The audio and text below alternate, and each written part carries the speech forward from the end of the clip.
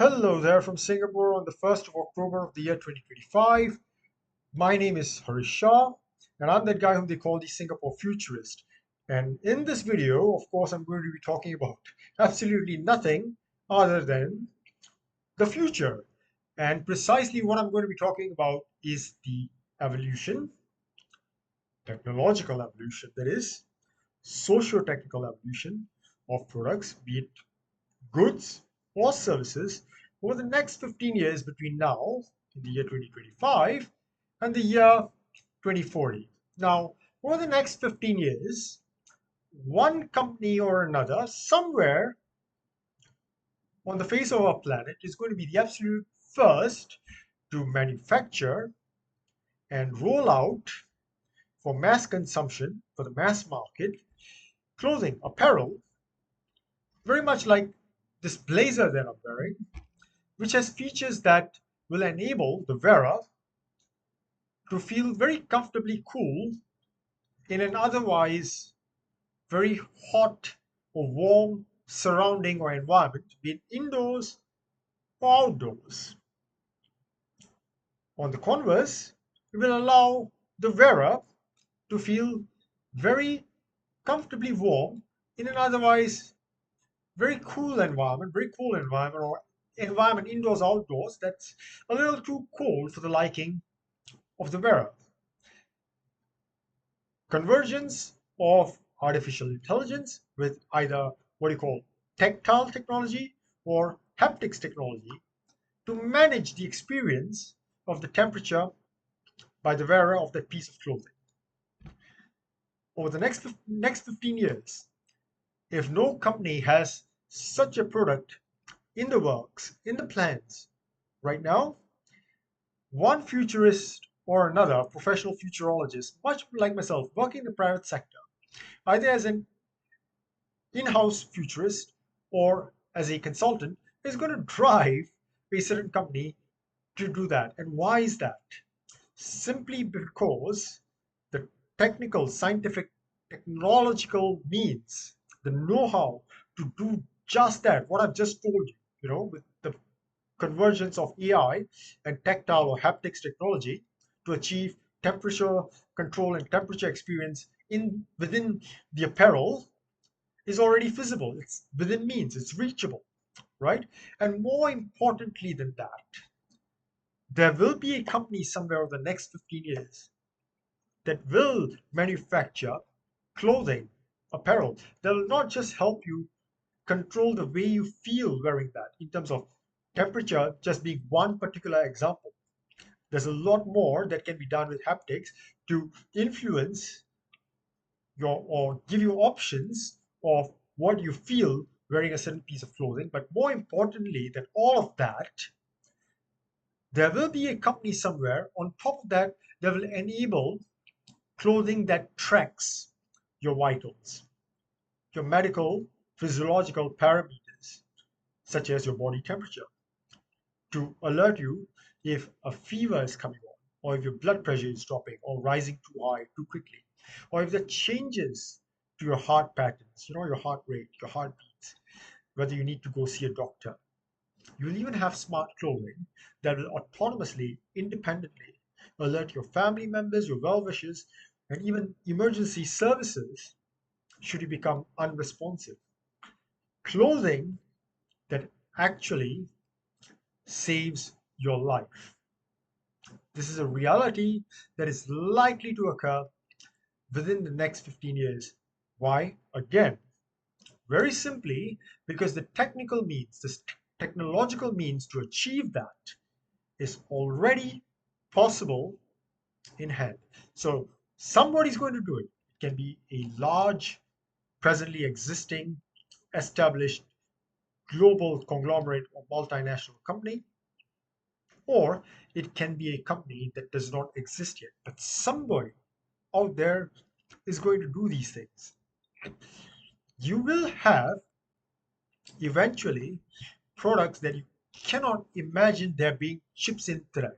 Even today, as of the year 2025, or being powered by electricity with a battery in it or a charging point, mundane products like a simple notebook that will eventually be so smart where you'll have simple notebooks with features that the smart book autonomously, smartly informs you of the number of available pages remaining in the book that are still usable.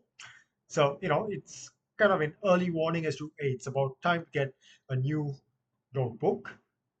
And more importantly than that, if you scribble something down or you've taken certain notes in a certain manner on a certain page that's useful and you can't remember where, you don't know to flip about, or you can't find it, the notebook intelligently will help you find what you've noted on a particular page. Because I know you may be thinking, in the digital era where everything is digitally recorded, who even uses physical notebooks anymore, where we are talking about saving trees in the environment? But there are still very useful reasons, very necessary reasons in particular circumstances, situations where very much you need penmanship, you need to write physically on physical notebooks.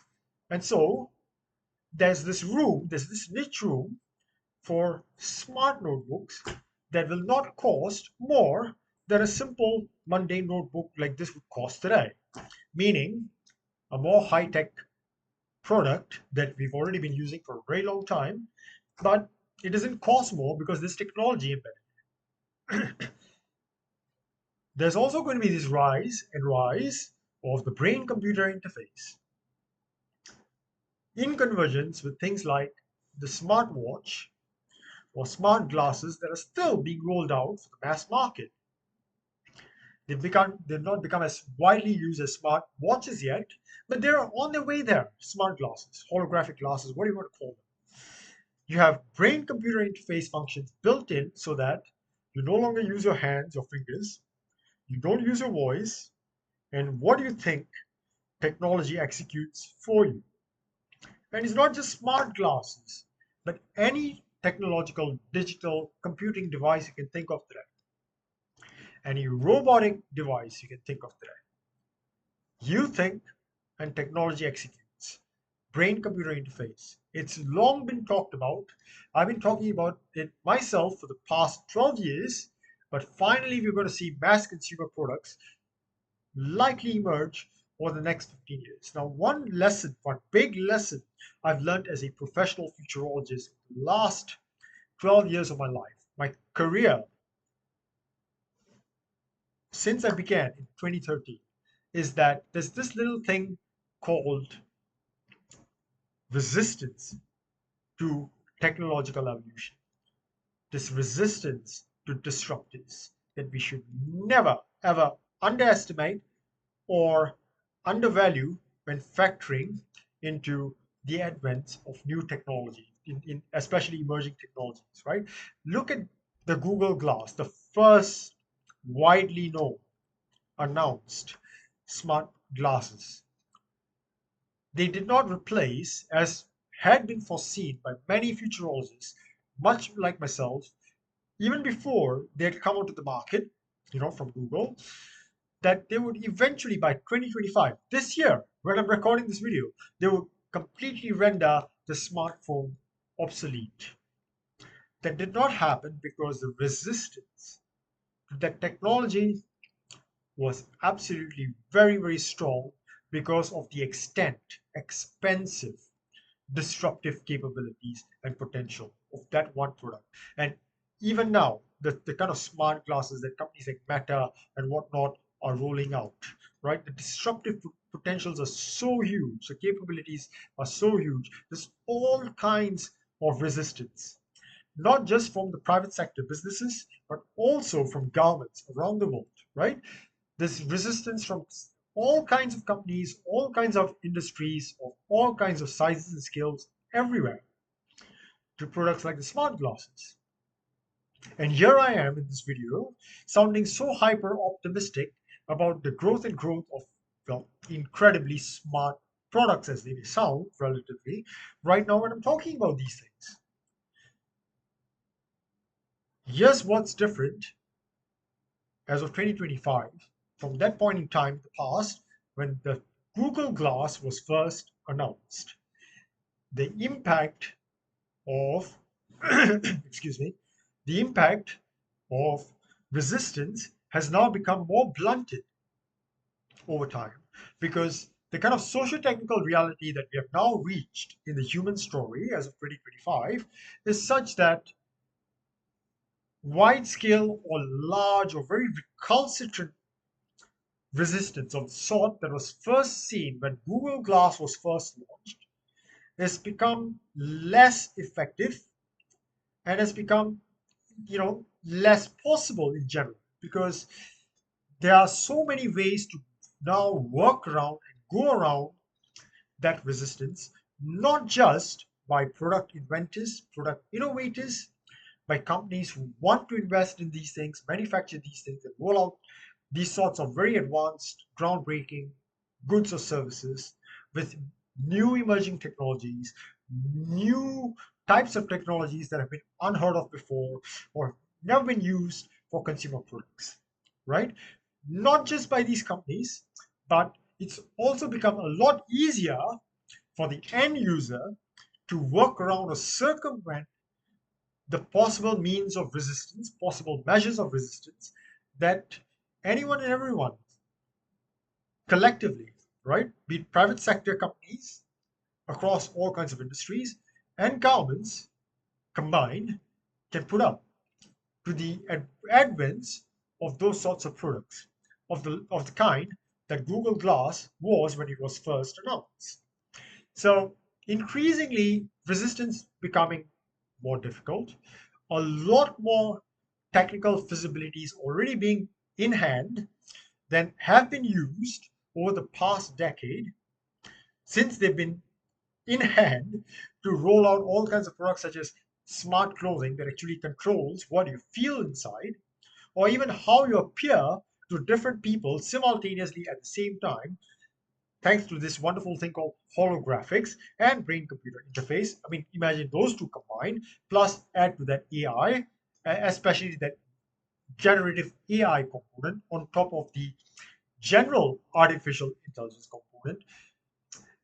It's a lot more likely than not that over the next 15 years, you're going to see a massive flood of new technological use cases being practically applied for mass market consumer products, both goods and services, than we have seen in the last 150 years.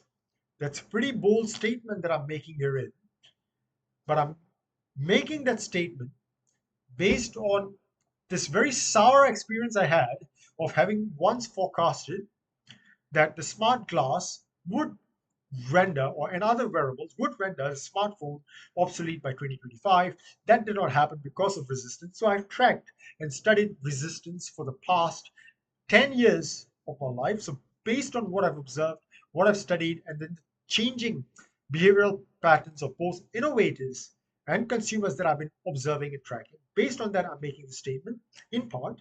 The other is, of course, tracking the evolution of technological know-how of Internet of Everything for computing, Internet of Robotic Things, haptics technology, all kinds of AI technology, right? Functionalities.